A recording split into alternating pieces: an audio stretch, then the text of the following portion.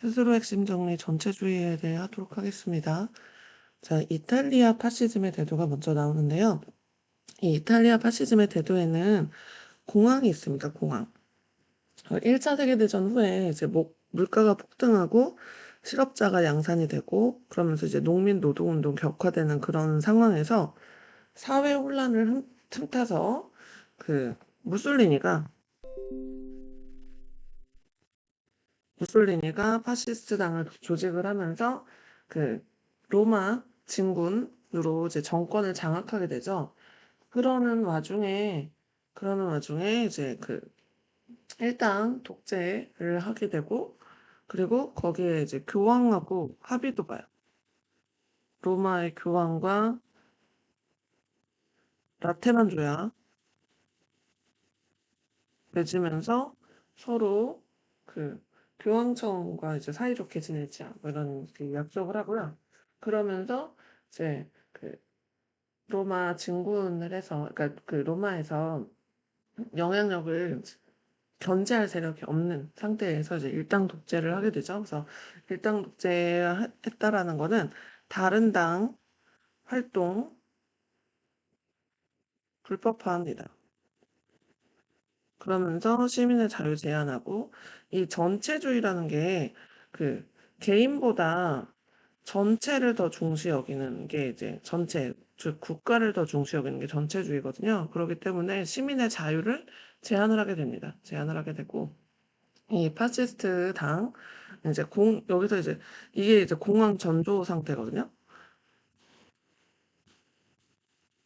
공황 전조 상태라면 이 이후에 이제 공황을 겪게 되면서 그 팽창,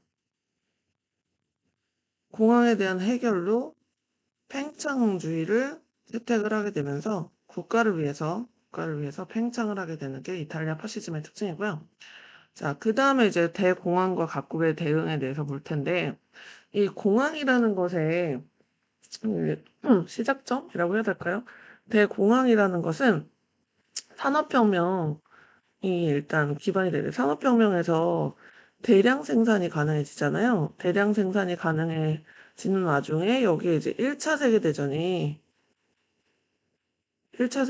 한몫을 하는데 전쟁 중에는 물건이 많이 필요하잖아요.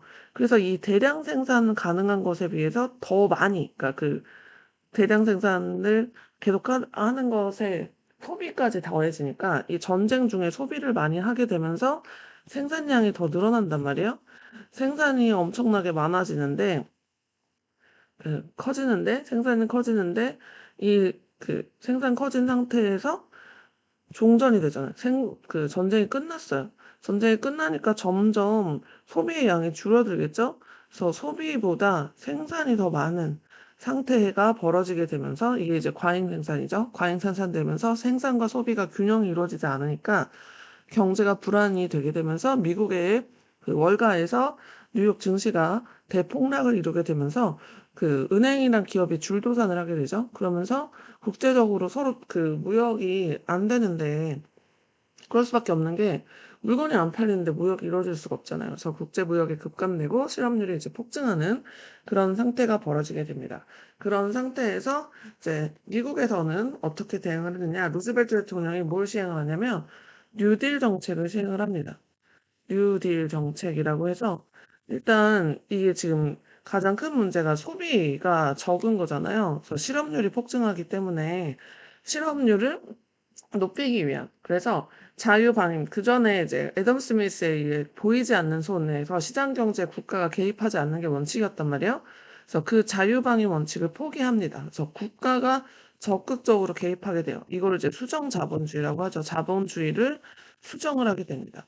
그래서 수정 자본주의로 정부 지출을 늘리고 대규모 공공사업을 진행해서 이때 대표적인 게 테네시강. 테네시강에 그 뭐지? 그 댐을 건설하는 테네시강 유역개발공사 그래서 각종 일자리 늘리기 하는 대규모 공공사업을 진행을 하고요. 그래서 그 소비력이 커지게 그래서 생산을 많이 하게끔 그래서 경기 회복을 추구했던 게 뉴딜 정책의 핵심입니다. 그다음에 이제 영국 같은 경우는 영국은 식민지가 많잖아요. 식민지가 많아서 이제 그 식민지 이외에 다른 그러니까 노동당과 보수당이 힘을 합쳤어요. 양당 체제에서 두 당이 힘을 합쳐서 거국 내각을 구성을 하면서 그러면서 이때 그 영국 국가 내지는 식민지 이외에는 다 보호 관세를 맺는 그런 정책 그래서 그렇게 해결을 하려고 했고요. 프랑스는 사회당 주도로 인민전선 군성하면서 뭐냐면 프랑스 식민지 내에 프랑블럭이라는 걸 그러니까 블록 경제를 추구하거든요. 이거는 영국도 마찬가지긴 한데 파운드 사용하는 그 국가들끼리 파운드 블럭 해가지고 똘똘 뭉치는 거거든요. 그래서 그 외에는 다 관세 먹이게 하는 그런 그 방법으로 대공황을 해결하려고 합니다. 자, 이런 미국이나 영국이나 프랑스는 다 승전국이었기 때문에, 그러니까 1차 세계대전에 승전국이었기 때문에 식민지가 유지가 됐어요. 식민지가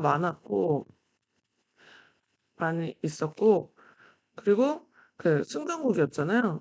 그래서 그 배상금 뭐 이런 거 없었고 전후 피해 복구할 것도 그렇게 그러니까 피해 복구에만 신경 써야지 배상금까지는 신경 쓸 필요가 없었기 때문에 그게 큰 타격이 없었는데 독일 같은 경우는 그 1차 세계대전에 대한 그 배상금도 컸었고 전후 복구하는데도 돈도 많이 들어갔고 이래가지고 이 대공황에 대해서 엄청난 그 힘겨움을 느끼게 됩니다.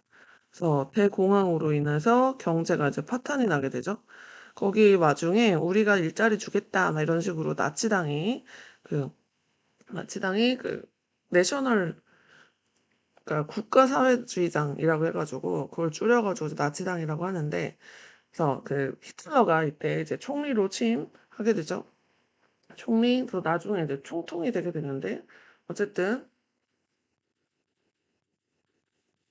이때 이제 나치는 자신들의 대공황을 해결하기 위해서 극단적인 민족주의가 아리아인 이 인도의 아리아인이 피부가 하얘서 아리아인이라고 했었거든요. 그 아리아인이라는 용어를 같이 가져와서 자신들이 우월한 게르만족, 특히 아리아인이라고 표현을 하면서 유대인과의 차별점 강조하면서 인종주의 내세워서 유대인에 대한 인종 청소를 하게 되거든요. 그리고 이제 비밀 경찰인 게슈타포나 친위대 같은 거를 이용해서 국민들의 사생활을 통제, 그럴 수밖에 없는 게 전체 국가가 더 중요하다라고 판단했기 때문이죠. 그러면서 이 대공황 해결하기 위한 베르사유 체제를 무효화합니다. 그래서 무효 선언을 하면서 베르사유 체제를 통해서 무장할 수 없었던 독일이 재무장을 선포해요. 그러면서 그 어, 대공황 해결책으로 이걸 해결하기 위해서 뭘 하냐면 여기도 팽창주의죠. 또 침략을 준비를 해요. 그러면서 군수 생산을 주력을 하게 되죠. 이게 이제 독일의 나치즘 얘기였고요. 그 다음 일본의 군국주의 얘기 보면 일단 대공황의 여파로 공업 생산력 격감하는 건 여기도 마찬가지입니다. 실업자 속출하죠. 그러는 와중에서 그 일본이 그 군국주의자들이 손을 잡는 그러니까 그 권력을 잡는 계기가 나타나게 되거든요. 그 계기를 이제 5.15 사건이라고 해요. 5.15 사건을 계기로 군국주의가 본격화되면서 여기에 이제 군부랑 재벌이랑 같이 손을 잡고 그 산업화와 그 군비를 이제 확장을 하게 됩니다. 산업화와 군비를 확장하게 되고 그리고 이때 이제 여기도 마찬가지로 대외 침략, 팽창주의가 일본의 그 공황 해결책이에요. 그래서 일본은 사실 승전국이었거든요. 1차 세계대전 때. 근데 식민지가 많지 않았고 영국이나 프랑스, 미국보다는 산업화가 그 뭔가 이렇게 체계적으로 했다고 해야 되나? 그런 게 없었어요. 그러니까 소비 시장이 적었기 때문에 그래서 이제 그 팽창주의를 선택하게 되거든요. 그러면서 만주사변 일으켜서 만주국 설치. 이게 이제 괴뢰국이잖아요. 괴뢰국. 이미 중국 정부가 있는데 정부를 또 설치한 거잖아요. 중국 땅에다가. 그래서 국제사회 비난당하면서 이 국제연맹을 탈퇴하게 됩니다. 그리고 이제 중일전쟁 일으키고 난징 대학살. 그래서 이게 이제 아시아 태평양 전쟁으로까지 이어지는 게 일본이 추구했던 거는 대동아 공영권이었거든요. 대동아시아를 같이 함께 잘 사는 나라로 만들자. 그러니까 지역으로 만들자. 이게 이제 대동아 공약권의 얘기라고 이해하시면 되는데, 그러면서 그 아시아 태평양에 있는 국가들, 특히 이제 동남아시아 국가들을 식민지화하게 되고요. 여기에 이제 플러스 미국이죠. 그건 나중에 2차 세계대전에 다시 얘기할게요. 자, 그 다음에 마지막으로 소련의 스탈린주의와 독재 체제의 성성을 얘기를 할 건데요. 스탈린의 경제 정책 같은 경우는 그 전에 레닌이 신경제 정책이라고 해서 그 아이고 수정 공산주의라고 해야 되나요? 신경제 정책이라고 공산주의에 자본주의적 요소를 넣었단 말이에요. 그래서 그 생산하고 남은 거 너네 가져도 돼 하고 농민한테 얘기를 했던 게 신경제 정책이었는데 스탈린은 다시 공산주의로 돌아갑니다. 공산주의로 돌아가면서 경제개발, 스탈린도 경제개발 5개년 계획하거든요. 경제개발 5개년 계획에서 5년 단위로 중공업 중심으로 이제 산업화를 얘기를 하게 되면서 그리고 이제 자본주의적 요소를 빼버리죠.